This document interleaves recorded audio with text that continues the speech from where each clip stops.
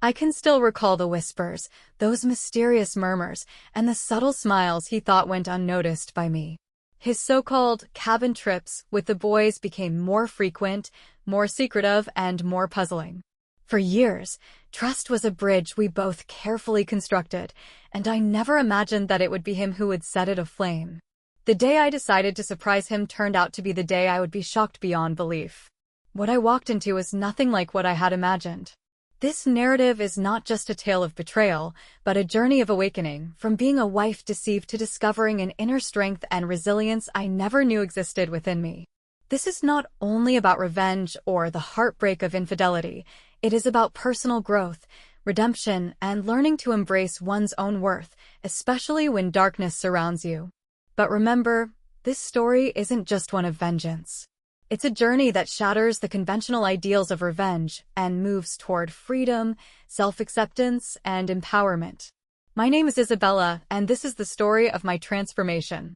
One morning, I sat with a cup of coffee, casually flicking through old photos of my husband and me, those moments of laughter, stolen kisses, the kind of love that appeared perfect in every way.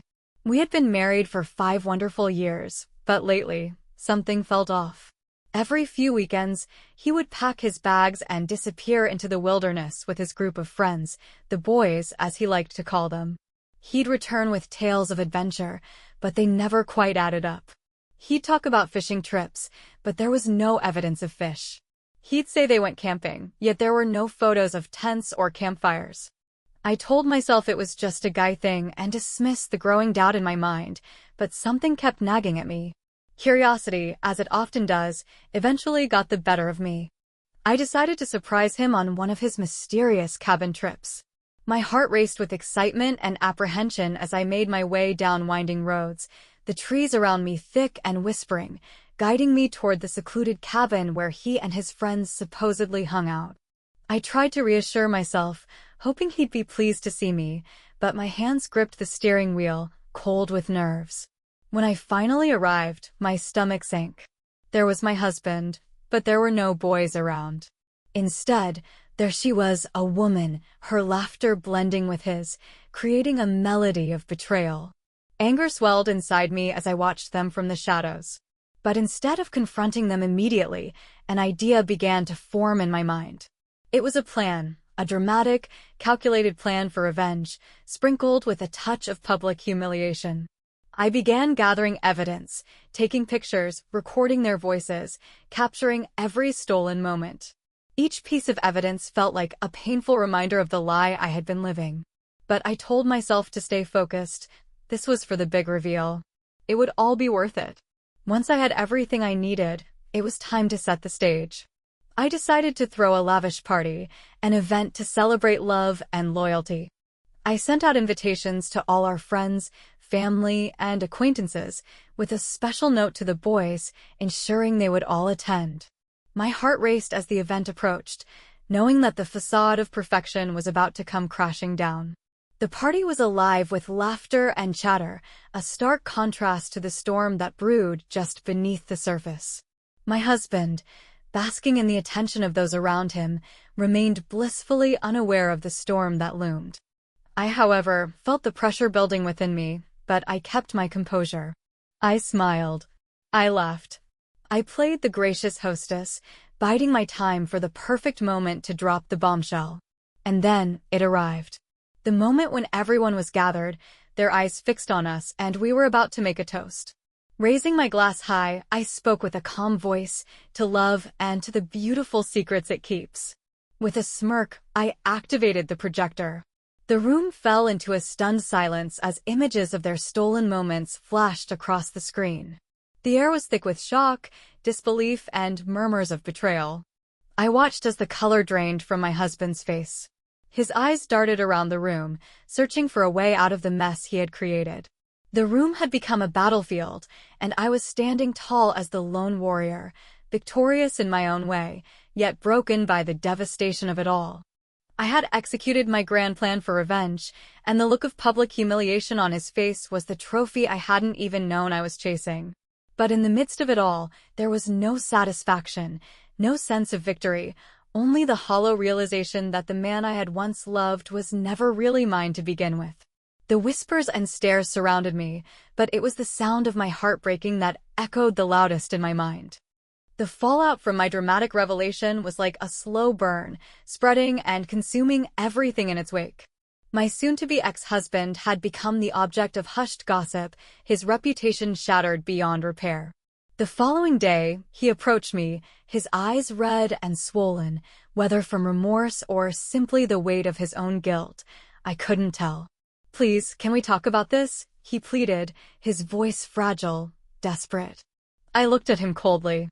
"I have nothing to say to you," I replied, my words sharp, my heart as cold as stone against his pitiful pleas.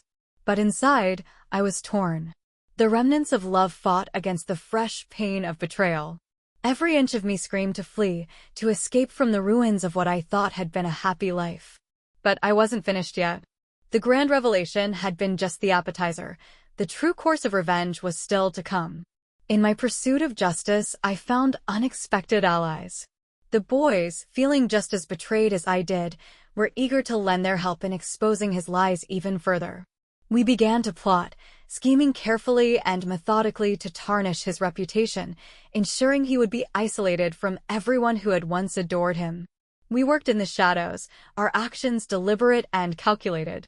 Together, we formed a quiet revenge squad, a ticking time bomb waiting to go off, and when it did, it detonated with explosive results, revealing even more lies and betrayals. It seemed as though my husband had built an intricate web of lies so complicated that even he had lost track of it. With each new discovery, the remnants of love in my heart hardened, turning into jagged shards of resentment. And then there was her, the other woman, the partner in his betrayal. My anger toward her was fierce, a raging inferno, but I also recognized that she was just another pawn in his twisted game, another victim of his manipulation. I approached her, my motives unclear even to myself. Was I confronting her, trying to understand her, or simply looking at the face of the woman who had stolen my husband's affections? When our eyes met, a flicker of guilt flashed across her face, quickly replaced by a defiant mask. "What do you want?" she asked, her voice trembling with a mix of fear and defiance.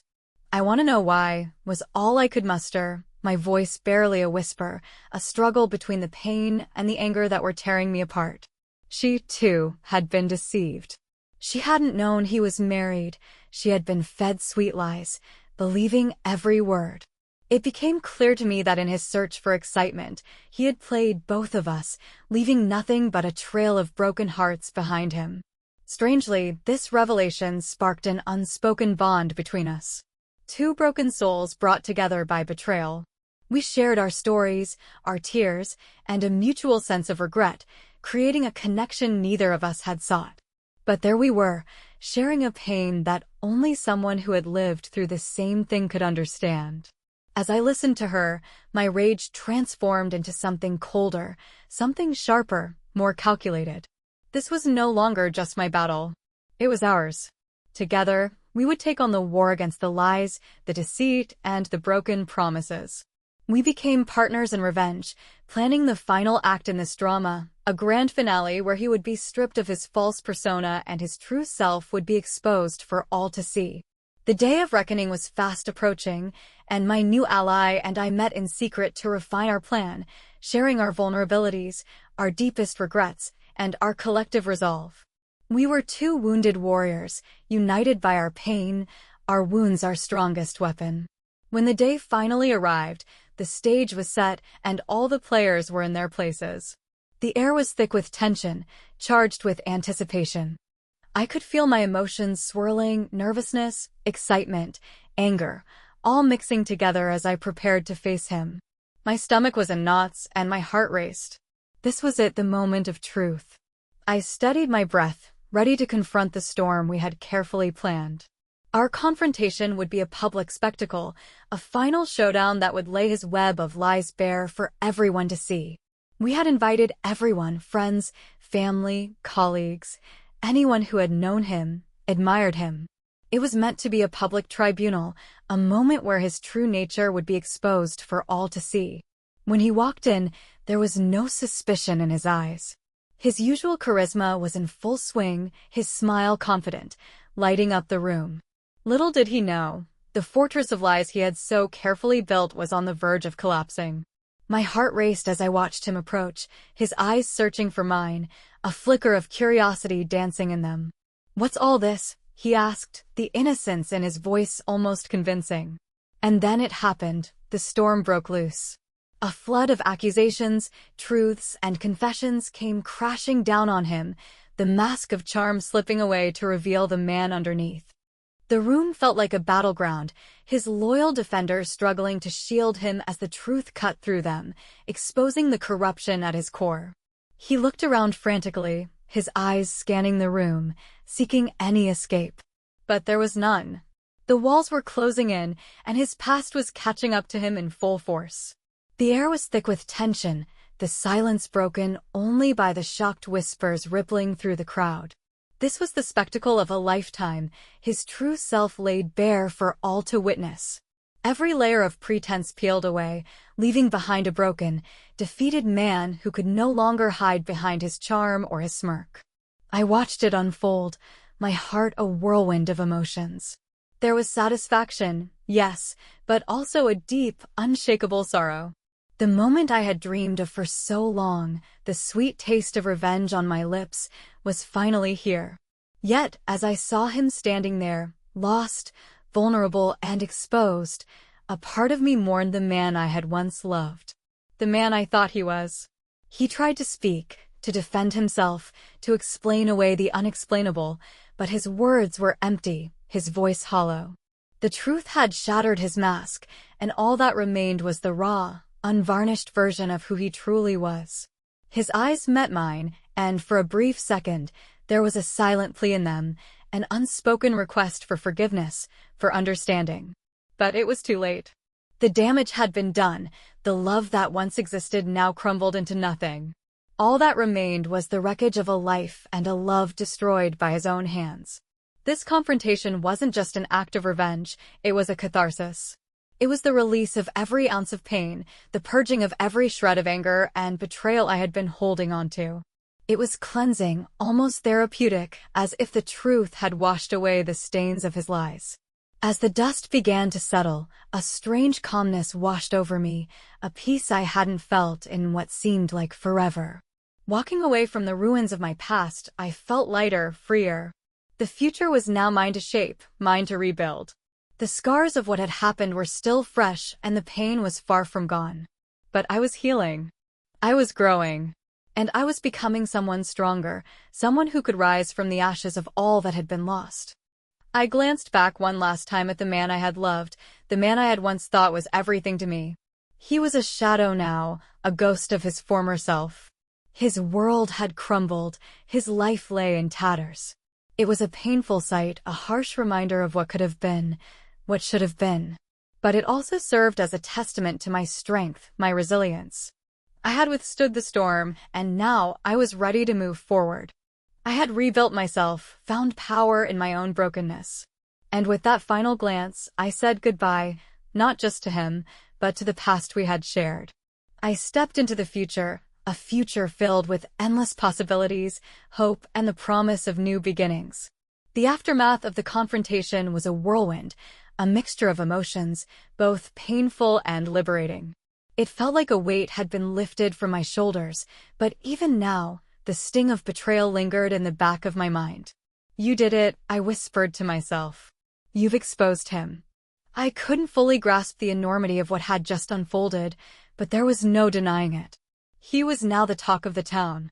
His name was synonymous with deceit, his reputation beyond repair. The bitter fruit of his deception had finally ripened, and it tasted oh so sweet to the heart that had long yearned for justice. Our mutual acquaintances were divided. Some still clung to the illusion of his charm, while others, their eyes now open, offered their sympathy and support. It was a battlefield of opinions, a war of loyalties, and I stood at its center. I was no longer the woman he had deceived. I was the symbol of his downfall, the living proof of his unraveling. The other woman, once my opponent, now my ally, also began her journey of healing. Our bond, though born of pain and betrayal, had become a beacon of support and understanding, a shared experience that only we could truly comprehend. We were the wounded survivors of his emotional onslaught, and together we started to rebuild our broken selves.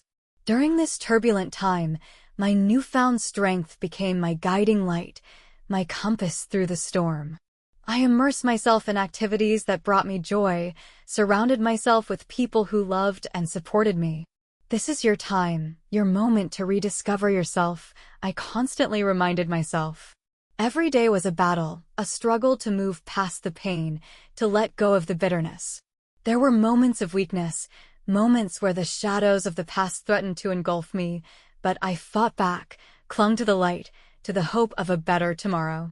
The path was rocky, the journey long, but I persevered, my resolve unbroken. I indulged in self-care, explored new hobbies, met new people, opened my heart to new experiences. I learned to love myself, to value my worth, to see beyond the scars, beyond the pain. It was a journey of self-discovery, of growth, of transformation. I was a phoenix, rising from the ashes, reborn in the fire of my trials. However, the shadow of him lingered, a ghost haunting my steps, his memory a constant reminder of the pain, the betrayal. But with each passing day, the shadow grew fainter, the pain less sharp, the memories less vivid. I was healing slowly, gradually, the wounds closing, the scars fading.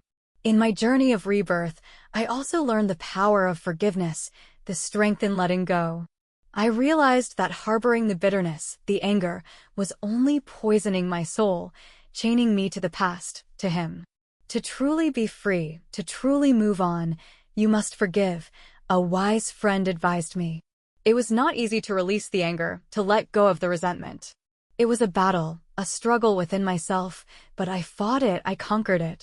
I learned to forgive, not for him, but for me, to free myself from the chains of the past, to cleanse my soul from the toxins of bitterness.